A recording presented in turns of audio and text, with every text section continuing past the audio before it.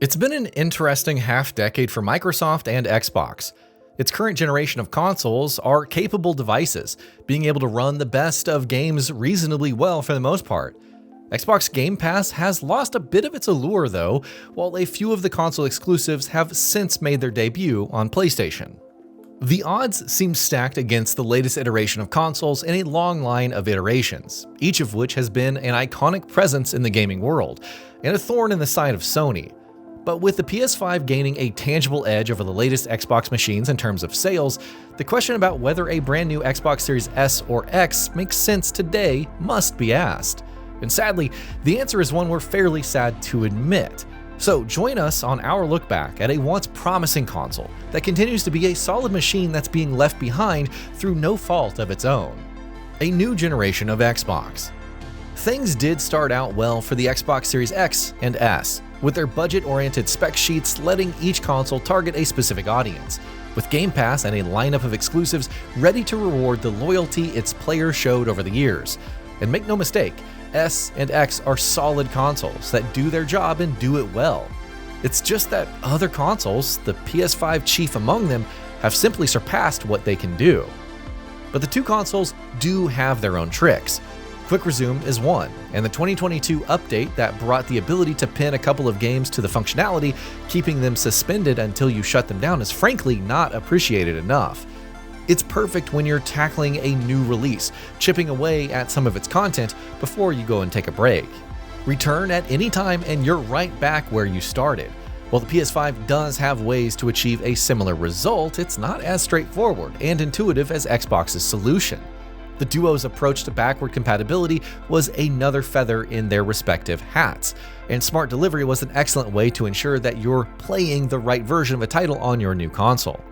And on the other hand, the PS5 does leave a lot of room for decision on that front, as you must select the version of the games that are backward compatible. And in terms of their output, the Series X and the PS5 were capable of going toe-to-toe, their spec sheets boasting a set of functionalities that had console gamers very excited to see how the two rivals measured up. However, despite a spec sheet capable of giving Sony's towering machine a fair fight, things didn't really go according to plan for the latest generation of Xbox thanks to a poor strategy. A gradual decline. While that was a problem for initial sales of the Xbox, with many reviews of the device noting the lack of great exclusive games as a reason to consider the PS5 for Demon's Souls and a bunch of other titles, things did turn around as the console's exclusives began trickling in.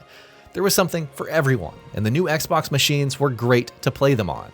Take Forza Horizon 5 for instance, a gorgeous racing sim that was exclusive to both existing generations of the Xbox and was an excellent draw for enthusiasts, a reason to choose a new Series X and S over the PS5 if they were in the market to upgrade.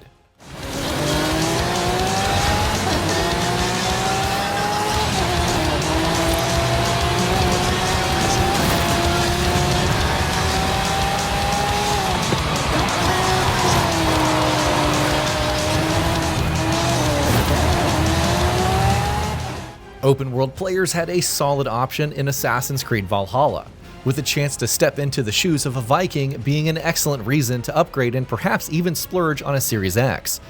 Ori and the Will of the Wisps was a great adventure title from a third-party studio, and an excellent showcase of what the current generation of gaming hardware was built to achieve.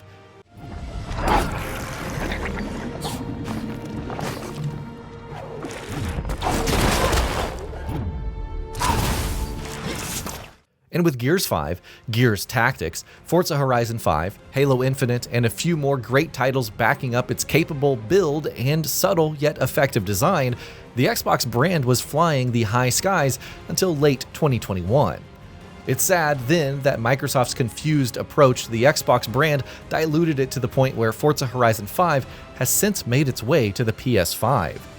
Even Gears of War, a franchise that was once mighty in its own right as an Xbox exclusive in an era where the console was seen as the one to get if you liked shooters, made its 2025 debut on PlayStation with Gears of War Reloaded. Marcus now stands tall among PlayStation's most iconic characters. But even with E-Day set to launch across Xbox Series X and PC next year, who knows if it is really a console exclusive to Xbox anymore? Halo Campaign Evolved is confirmed to take the beloved Xbox franchise in a similar direction, towards a new platform, the PlayStation 5, in 2026. Sea of Thieves and Indiana Jones and The Great Circle were also titles that moved on from exclusivity with the platform.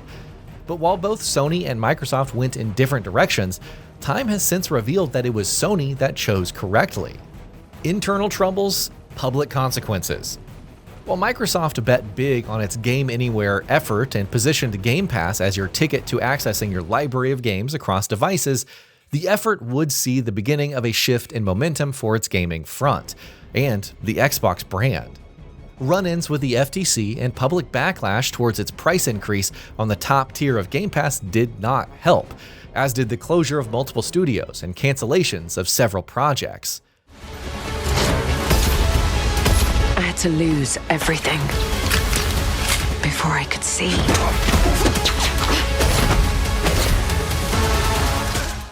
The company's move away from platform exclusivity stripped Xbox of a crucial brand advantage, giving franchises little reason to remain locked to Xbox instead of expanding to other platforms.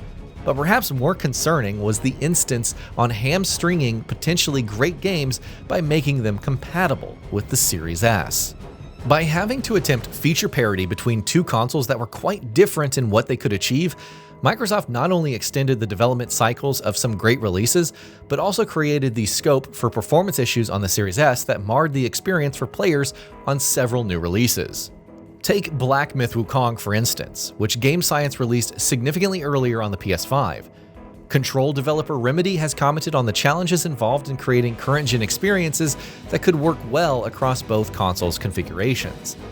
Several titles have since reported poor performance on the Series S, and the console may have even challenged Larian, the team behind Baldur's Gate 3. Indeed, the lack of local co-op on the console up until the release of Patch 8 is a clue towards how it could be difficult to ensure optimal performance on two distinctly disparate systems. All of these factors have worked against the Xbox Series X and S, weighing down from reaching its true potential as a pillar of current-gen gaming.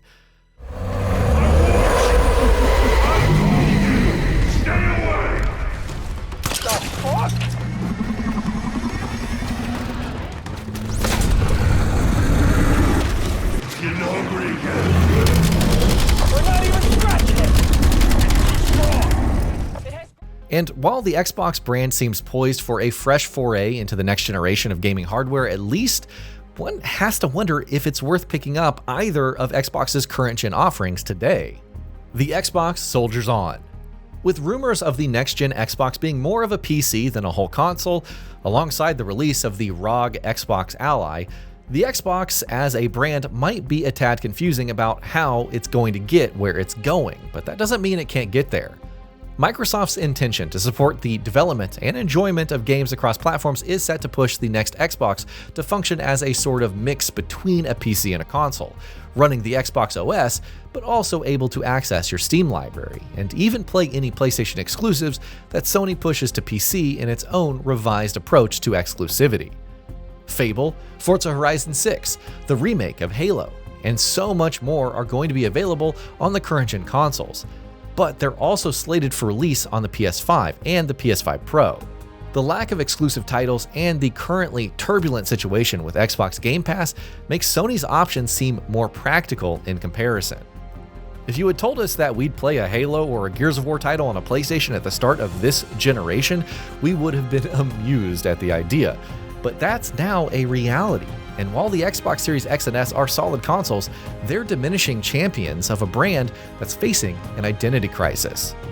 And as such, there isn't much standing in the way of the choice between either of them and the PS5. We wish we could tell you otherwise, but while they may have been worth it at the onset of their life cycle, the Xbox Series X and S might not be the best use of your gaming hardware budget today.